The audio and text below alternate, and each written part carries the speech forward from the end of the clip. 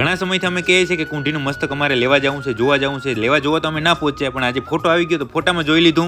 જય માતાજી મિત્રો. આજે સવારના અમે ગૌશાળાએ લઈને બેઠા હતા ડાયરી કે જેની અંદર જોઈ હતી અમારે પૂનમની તારીખ જોઈ પછી અમે જવા લાગે પાછળના વાડામાં ગાયો જોવા માટે. પાછળ ગાયો પાછી જતી વખતે મારી નજર પડી ગઈ આપણી ગૌશાળામાં ડિસ્પ્લે કરેલી આ વસ્તુ ઉપર. ડિસ્પ્લેની અંદર રાખેલા છે આપણા પોપટના શિંગડા. જ્યારે એના શિંગ કાઢ્યા હતા ત્યારે આપણે એને હાંચવીને રાખ્યા છે. પછી એ જ શિંગડાથી મેં થોડી શરારત કરી લીધી કે આ મૂછની અંદર હોય તો સારા લાગે કે ઉપર શિંગડા ઉગ્યા હોય તો સારા લાગે. એ બધી વસ્તુ મેં ચેક કરી લીધી. એના પછી કિંગ પોપટિયાના કિંમતી શિંગડા બરાબર કર્યા, પેક ને હતા ત્યાં ડિસ્પ્લે કર્યા. અને પછી હું પહોંચી ગયો પાછળ ગાયો પાસે. ગાયો બધી આરામથી ખાતી હતી ને 5-5 ફૂટના ડિસ્ટન્સ ઉપર ખાતી હતી. પછી પડ્યું બપોરે હું ગૌશાળાએ જતો ને ગયો પાછળના વાડામાં તો ગાયો કોઈ દેખાતી હતી નહીં. જો કોઈ નવીન માણસ આવ્યો હોય તો અહીંયાથી જ ભાગી જાય કે આમાં તો કોઈ છે નહીં. પણ આ દેખાય ક્યાંથી, ફૂલ શિયાળામાં છાંયો પકડીને બેઠી હતી. બપોરના હું ગૌશાળાએ પહોંચી, ગાયોને વાસુડાને બધાને બરાબર ચેક કરી, ગાયોને વાસુડાને બધાને કરી બરાબર નીણ. પછી પડી બપોરથી સીધી રાત ને રાતે પણ હતા આપણે આપણી ગૌશાળાએ જ. અને અત્યારે મારી સાથે ગૌશાળાએ હાજર હતા પટેલ અને હર્ષદ કે જેને મેં મોબાઈલની અંદર આપી હતી સરપ્રાઈઝ. તો એ બંને જોવાની કોશિશ કરતા હતા. આ સરપ્રાઈઝ જોવા માટે બંને થોડી મહેનત કરી, જગ્યા બદલાવીને ફાઇનલી સરપ્રાઈઝ મળી ગઈ. અને આ સરપ્રાઈઝ જોયા પછી પટેલ થોડા ઇમોશનલ થઈ ગયા. એ બંને ભાઈઓને સરપ્રાઈઝ આપીને મેં સરપ્રાઈઝ કરી દીધા. અને હવે વારો તો તમારો, તમને હવે બતાવું. અને હવે આ સરપ્રાઈઝ જોવાનો વારો તમારો હતો મિત્રો. જોઈ લો તો આ કુંઢીનું મસ્તક છે કે જેને જોવા માટે આપણે ઘણા બધા દિવસથી વાતો કરતા હતા પણ પહોંચી નતા ગયા. અને ફાઇનલી આજે ફોટા આવી ગયા તો અમે જોઈ લીધા અને તમને બતાવી દીધા. તો હવે મિત્રો આજનો આ સરસ મજાનો દિવસ અને થોડો ઇમોશનલ દિવસ પૂરો. આજનો આ વ્લોગ પૂરો. લાઈક, કોમેન્ટ, શેર કરવાનું તમે ભૂલતા નહીં.